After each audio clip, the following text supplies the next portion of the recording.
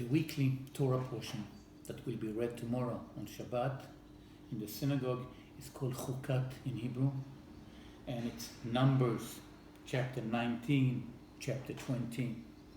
And in the book of chapter 20 we can read how the children of Israel come to the wilderness of Sin. Miriam dies over there, and there is no water, and the people are complaining. And the people contended with Moses, saying, "Did you bring us out over here to die?" And I think that contended is too nice. V'yarev ha'am Moshe. They are quarreling. They are fighting with Moses. And Moses and Aaron prays to the Lord, and the Lord says to them, "Gather the people.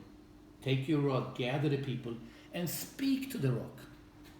Speak to the rock before their eyes, and it will yield water, and you will bring them water for them out of the rock."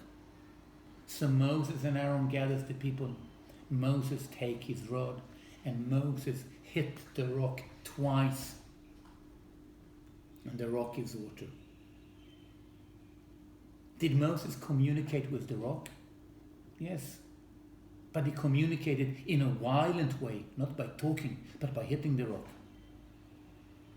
And God gets so angry with Moses, so he says to him, "You should not bring this assembly into the land which I have given them."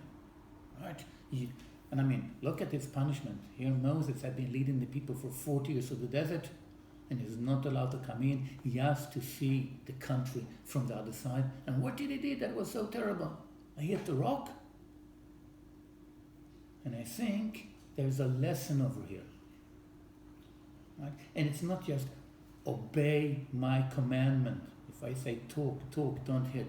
But it's also a lesson. What kind of a leader are you?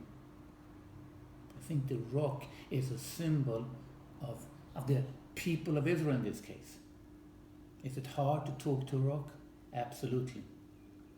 Is it hard sometimes to talk to somebody that is stubborn as a mule?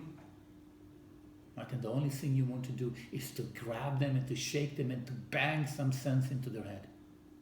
But that's not the way to communicate. And it's true on a personal level.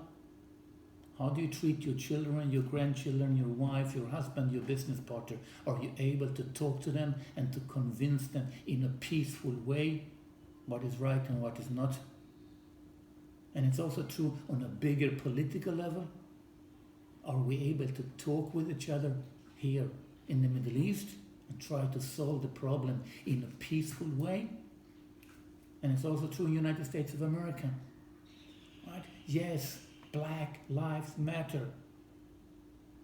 But communicate the message to me in a peaceful way by talking to me, and not by looting, destroying, burning down shops or businesses.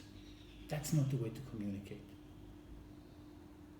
Right? And the water that came out, it's called in Hebrew, this was the water of Merivah.